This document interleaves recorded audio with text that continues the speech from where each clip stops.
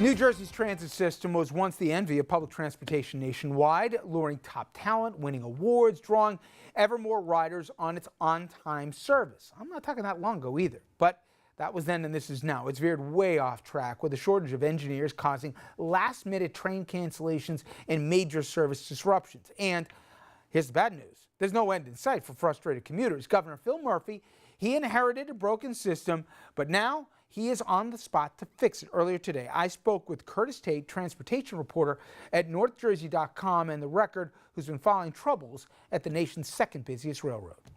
You know, it wasn't too long ago, if we go to the 90s, as you've reported, where New Jersey Transit was considered a national model, and how the mighty have fallen. Things have gone from bad to worse. Just what precipitated such a steep decline? Well, first of all, thank you, Rich, for having me on. It is a process that has unfolded over many, many years. It actually started under the administration of John Corzine. He imposed cuts on the agency.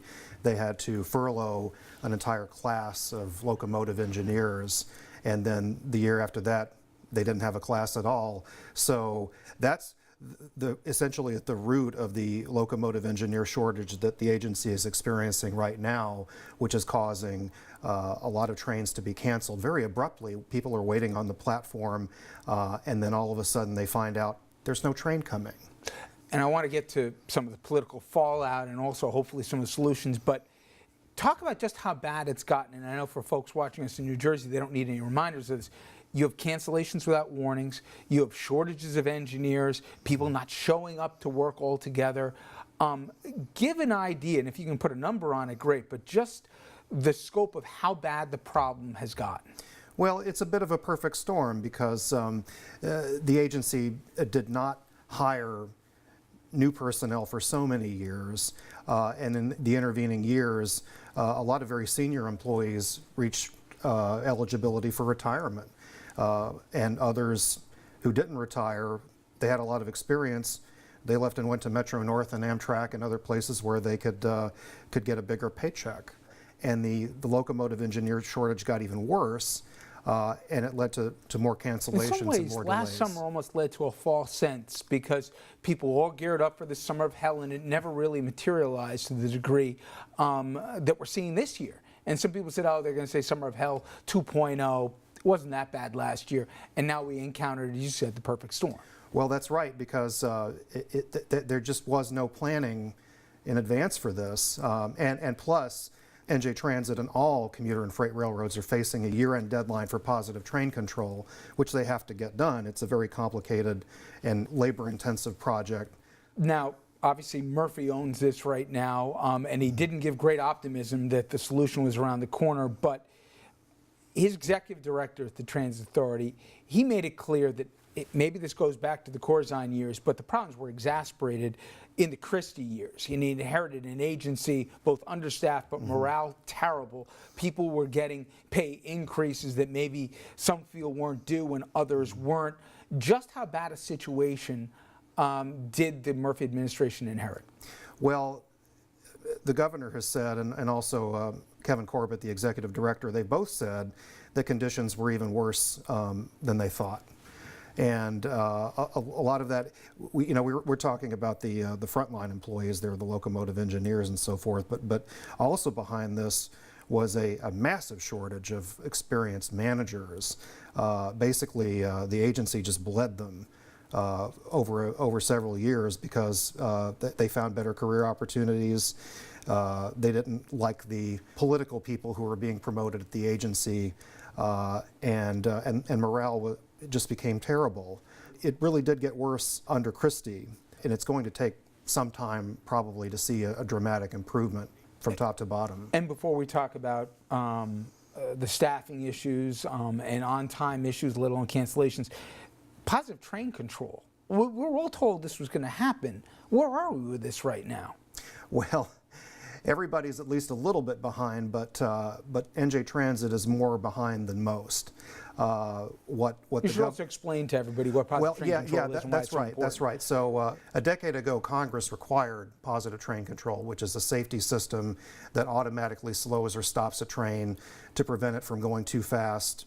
say around a sharp curve or approaching a stop signal. So and for those folks in New York, remember Spite and Dival, that was Yes. like Exhibit A for this, that if that was there, it would have slowed the train time before it went around that curve at an excessive rate that led to the yes, derailment and that's death. exactly what the kind of incident that it's designed to prevent.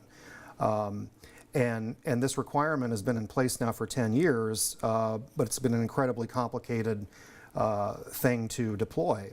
But at NJ Transit, because of the drain of staff during the Christie years, they just really weren't doing much with it.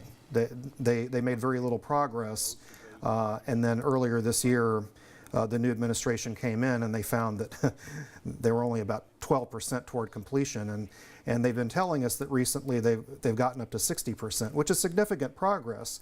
But Rich, they had to shut down an entire line or plan for a shutdown of an entire line, the Atlantic City line, to get that work done there and also to free up some locomotive engineers to work elsewhere.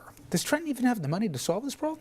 Yes, actually, they got an increase in funding from the legislature that was just approved recently by the board of directors. Unfortunately, it does rely on some old habits, you might say, from the prior administration, that is transferring capital dollars over to the operating side, which is something you don't want to do because your capital funds help keep your system in good repair, and that's very important from a safety and a reliability perspective. And everyone's rail system is obviously critical for all the reasons that the audience knows, but particularly in New Jersey, where transportation is so important, both from a commerce standpoint and obviously from a personal standpoint. Now, you've obviously been reporting on this in depth, and this weekend, folks can go to northjersey.com. You're going to have much more. Specifically, you're focusing on Governor Murphy here and his response and the challenges going forward, right? Yeah, that's exactly right. Because before Governor Murphy took office, there were approximately 14 months of oversight hearings in the state legislature. So they can't really say they didn't know how bad it was because they had plenty of material to work with when they took office. And as we said, Governor owns it now for better or worse. Curtis, great job. Thank you so much. And again, check out northjersey.com this weekend, and you can see much more in the reporting as to where we go from here. In terms of where we go from here, after this break, we're going to pivot to the world of sports. And if you know big college sports, you've probably been following the story out of Ohio State. There has been suspensions announced and fines, but for many, the apology falls way short. We'll take a look at that. And would you go in your own pocket to pay for pay-per-view to watch Tiger and Phil Mickelson? Well, you'll have that choice coming up for a $9 million winner-take-all match. We'll get into that with a panel straight ahead.